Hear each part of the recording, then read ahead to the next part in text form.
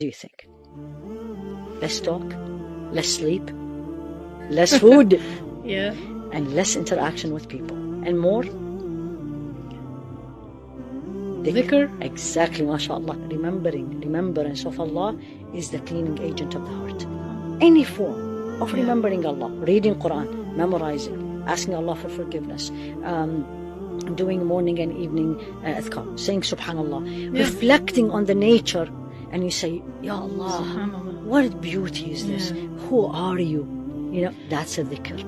And this process continues. It's not one day or two. And you will see yourself gradually changing. Much more calmer, much more appreciative of what Allah gave you, less complaining, which is the problem of these days. Yeah. Less complaining, less attached to the material things.